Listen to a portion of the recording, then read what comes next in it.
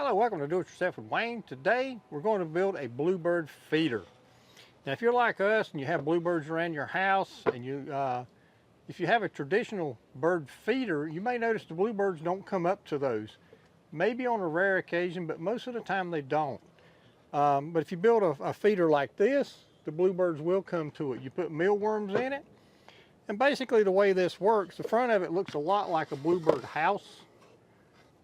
With a hole in the end. We've also got a hole in both ends. Little roof on it, little plexiglass panels so you can see the inside. To fill it, you raise the lid up, you put mealworms in there. Bluebirds really like mealworms. It's a real draw for them.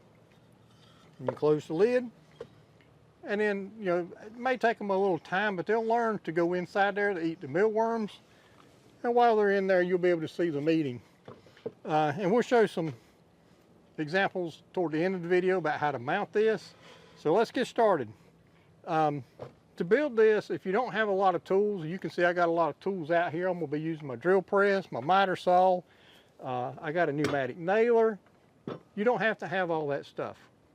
Okay, if you've got a saw, you've got a drill, you got to have a 1.5 inch drill bit. Okay, you got a hammer, small screwdriver. That's really the only tools that you need. As far as materials, you need a piece of 1x6 that's at least 3 feet long. This is not quite 3 feet, so we're going to work with it as best we can. I can build most of it, but I can't finish the roof off with that piece that's 2x6. It's just a little bit too short, but I can still show you how we do it. So anyway, you need hinges for your lid. Just a couple little small hinges. You can get these at most any hardware store. And you need some plexiglass. And I put the dimensions of these parts in the comments down below. But in the places where you can buy plexiglass, Lowe's, Home Depot, most hardware stores, they can cut these to the size that you need. So don't worry about cutting it. So that's what you need. 2x6, 3 feet long. A couple pieces of plexiglass, 2 hinges, a few nails. And like I said, I'm going to be using my pneumatic nailer. If you use nails, get some that's maybe 1.5 inches long. 1.25 inches will be okay. 1 3/4 is a little long. If you get nails that are 2 inches long, they'll work, but that's really a little longer than you need, but it would work. But you know, these dimensions are not set in stone. Just kind of work with it. So basically what we're going to start with is we're going to make the end pieces. And we'll set that over there. We're going to take this thing.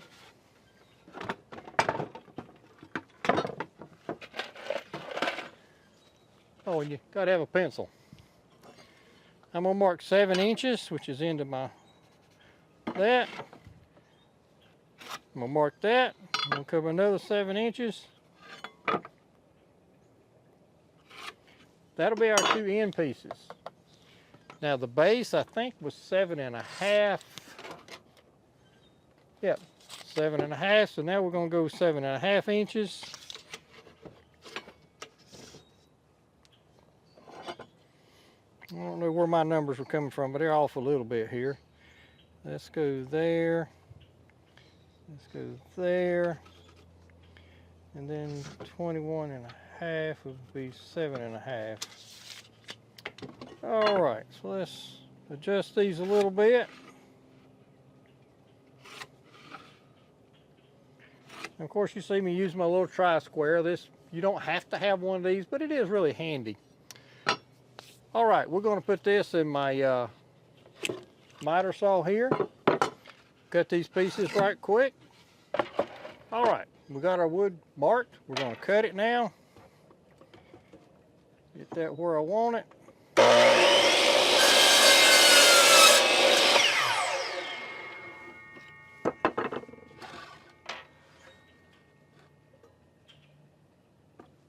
These two should be the same size, so let's make sure I'm cutting it the right mark. And I am.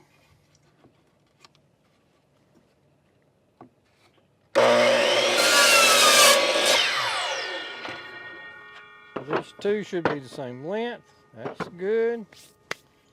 And let's measure again for this last mark. It should be 7.5. That's what we've got.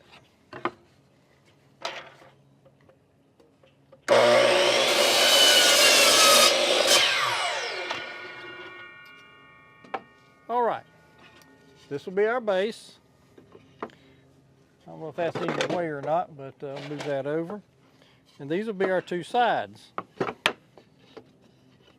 like so. And we've got to cut these down a little bit, okay? So that's a little bit more difficult. So what we're going to do is we're going to measure these, because I don't remember the exact dimensions. 5 inches wide. If you buy a 2x6, it's 5.5 inches wide, so we've got to cut about a 1/2 inch off of this. So what I'm going to do is I'm going to put my miter gauge here, and I'm going to clamp it. I'm going to clamp this block of wood here so that we can cut all those pieces the same width.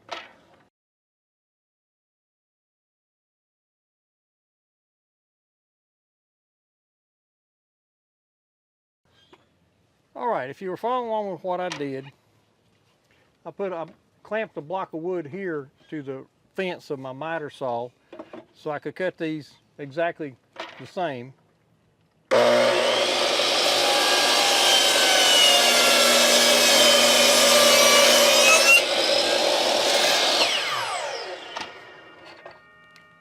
Don't throw that away. I'm going to show you a little later how you might want to use that. Okay, let's go ahead and cut these, make them all three the same.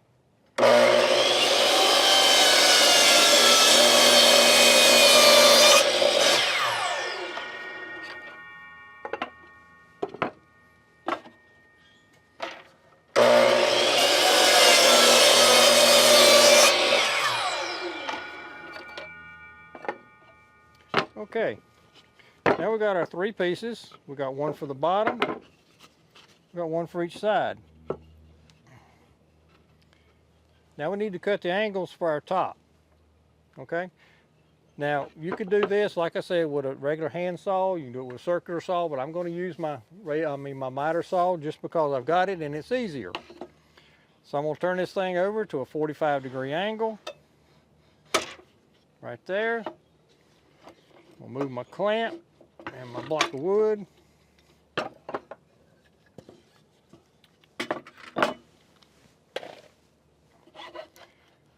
And I want to cut this thing where the peak is right in the center.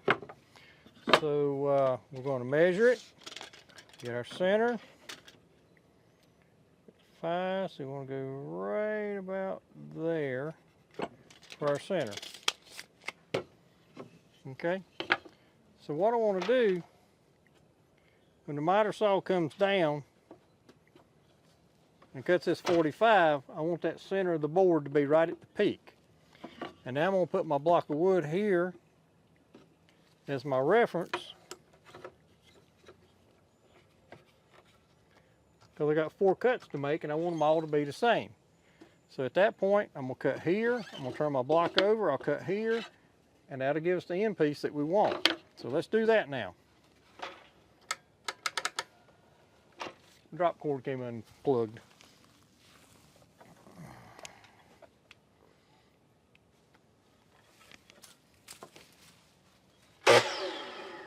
All right, let's try this again.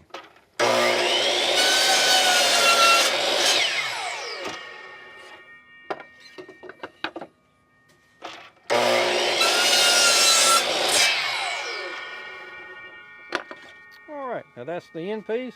It'll go right there on our house. We still got to drill a hole in it. So let's go ahead and cut the other one.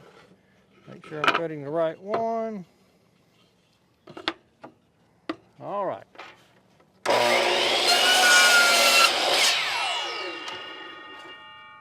If you ever use a miter saw or something like this, if you cut a piece of wood like I just did, always clean your workspace off before you continue. If you like, these things, if it's laying over here and your saw happens to hit it, it can throw those things and damage things, including you. So after you make a cut, always clean your workspace before you continue.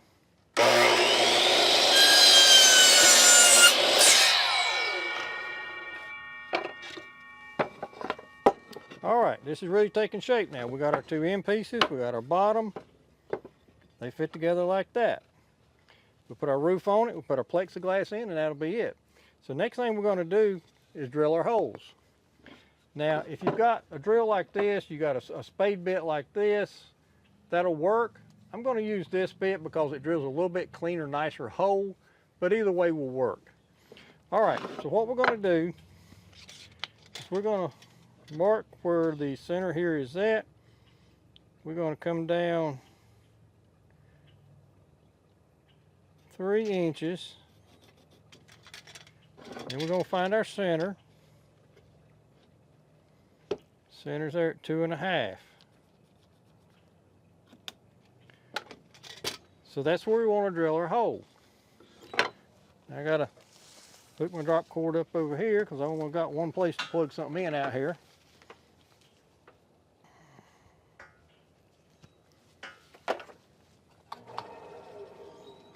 All right, we're good to go there.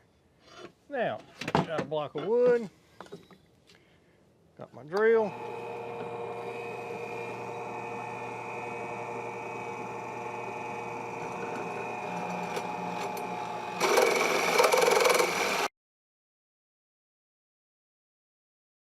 Now we got a hole there. All right, we're gonna do the same thing on the other block, but I'm gonna use this one as a guide. Just gonna take my pencil, go around the inside of it. And that's where I want this one. First we gotta get a block of wood out of this bit. There's our little circle we just cut out.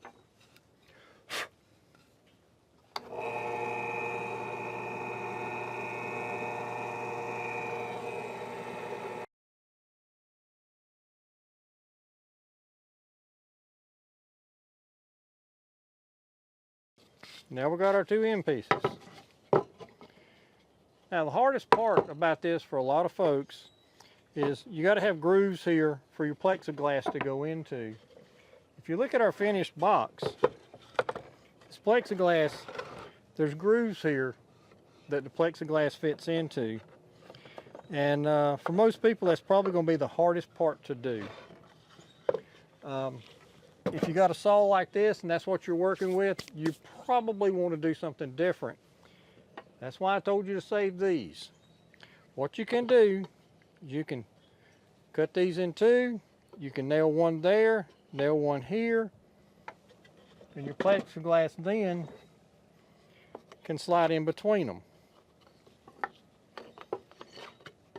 Okay, you can nail them there like that, and your plexiglass can slide in and out in between those, and you don't have to cut this groove in here. Now I'm gonna go ahead and cut this groove because I got tools I can do it with, and I'm gonna show you another way to do it. Another thing you could do if you wanted to, I've got some small nails here. You could take these small nails, and I'm not gonna nail these in very far,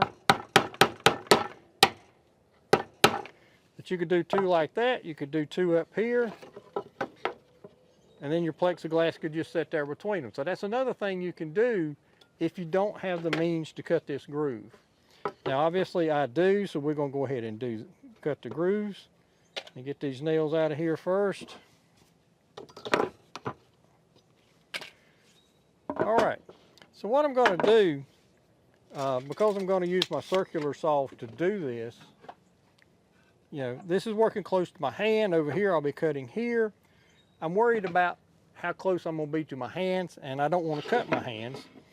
So what I'm gonna do, so I'm gonna nail this down to my workbench here, just so it'll stay in place. I'm gonna put the nails where I don't have to cut through them. I'll be pulling those out a little bit later. They're just there to hold this steady on my bench so I can cut the grooves with my radial or my circular saw. If you got a table saw, this would be a lot easier, but mine is kind of packed away and I can't get to it. So that's what we're going to do. You just need something to measure your distance there from your edge. I guess I could just set that there because I was using that as a spacer. I want to be that far from the edge.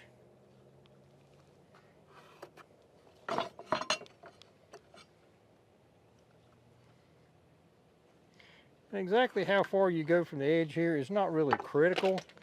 You just want to make sure you get in enough that the edges won't break out. Now you set your radial or your circular saw to a shallow depth. You don't want to cut all the way through your wood. You just want to cut in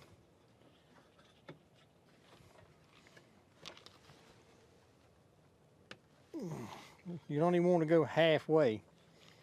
I'm a little bit further than I want to be. All right, so now I got the saw set for the depth that I want to cut my groove. And so I'm going to hold my guide back because of the way I'm working. This is kind of difficult. If you do this, be extremely careful. This is really not the best way to do this. In fact, I'm going to set that there and give my saw a little something extra to rest on. And I'm going to cut these grooves.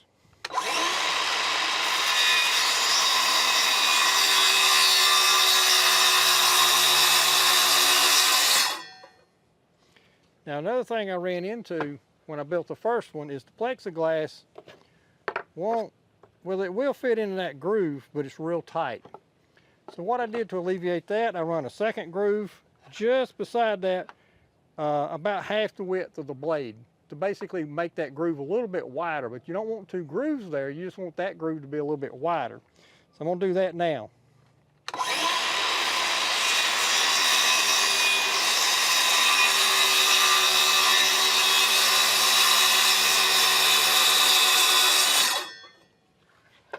Now my groove is wider and my plexiglass will slide in there just fine. So I'm going to go ahead and do that for the other three grooves. Let's do that right quick.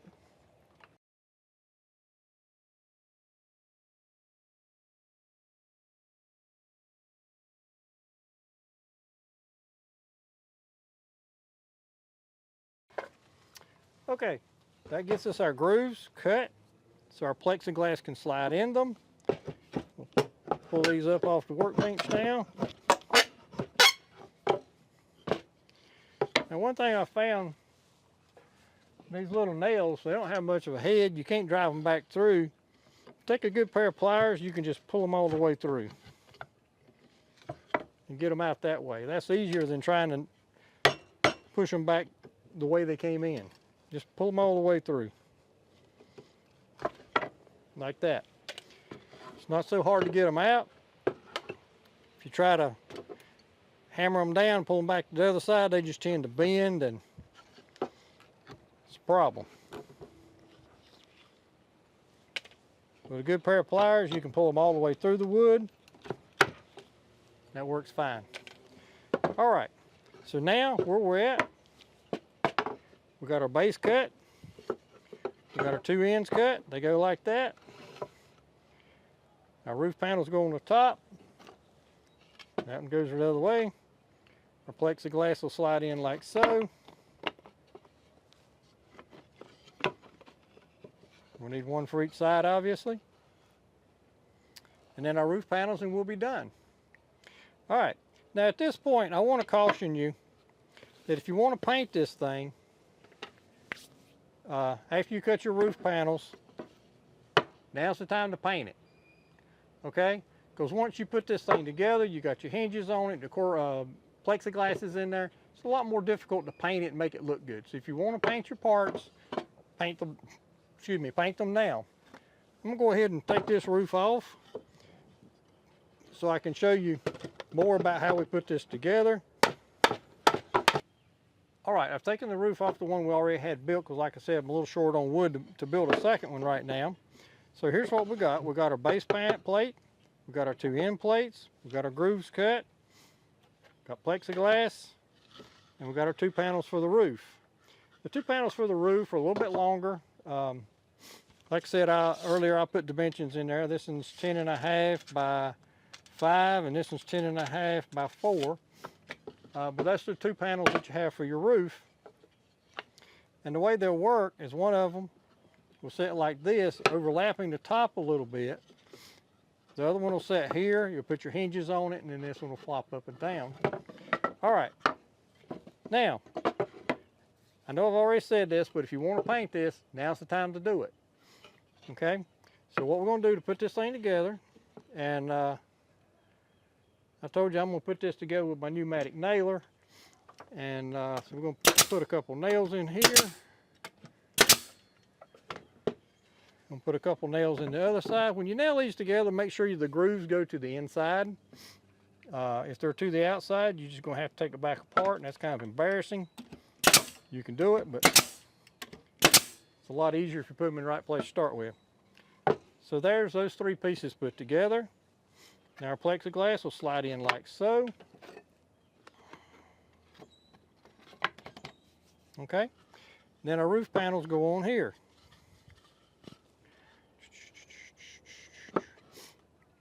All right, when you put this roof panel on, like I said, they're not the same width. Whichever one you want on the back has got to extend over up here at the top by the thickness of the other panel. So when you put this one up here, you want the back one, the long one, to overlap this one, the width of this one. Okay? So that's where I got it. I got it about where I want it. Tap it down just a little bit, and I'm going to nail it right there.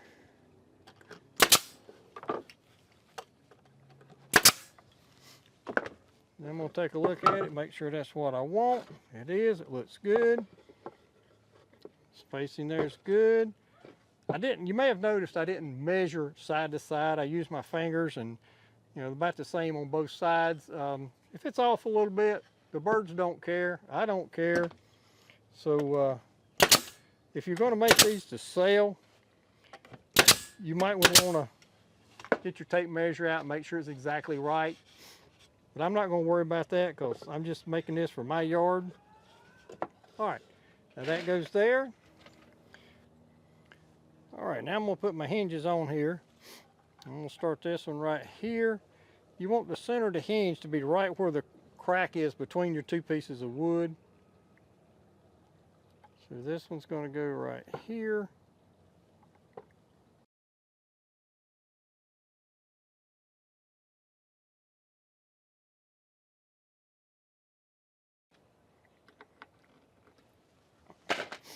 All right, so there we go. Got our hinge. We're all set. Now for mounting this thing, there's different things you can do. You can run a nail in each end. You get a nail like this, and you might want to drill you a hole. You can put it in there, put one over here, put a string or a little chain or something across there. You can drill a hole here and put an eye hook there. One thing that I've done before, and I'll put a link up here, we did a video a while back about installing a bluebird house. And currently our bluebirds are raising some babies in there. They're sitting on the eggs right now. But you can get the plates, and I forget the name of it, but I'll put it in the description at the bottom, that you can nail to the bottom, and you put in a metal pipe from the ground to screw this into, and it gives you a real nice mount for things like this. And if you watch our bluebird house install, you'll see how I installed that, and you'll see all the details there. So there's different ways of mounting it, but that's it. That's the little bluebird feeder. One suggestion I might give you is I had read some comments somewhere about some bluebirds had a little bit of trouble figuring out how to get in and out of this thing. They suggested on one of the plexiglass panels, cover it with tape, just so they couldn't see in as much, and that helped them. But once they learn how to go in and out the holes, they won't have any trouble with this. You take the tape off then, and like I said, to fill it, you just open this lid, pour mealworms in there, and don't put a lot in there, just a few to start with. As they get more accustomed to going in and out, you may want to do more, but don't do a lot to start with. But anyway, that's your bluebird feeder, and if you like this build, please click like and share it with your friends if you don't mind. And Do It Yourself with Wayne has a lot of tips like this, a lot of gardening, a lot of do-it-yourself around the house, aquaponics, water garden stuff. So if you're interested in things of that nature, you may want to subscribe to our channel just to make it easier to find our videos. So I'd just like to say thank you for visiting Do It Yourself with Wayne, and we hope you have a great day.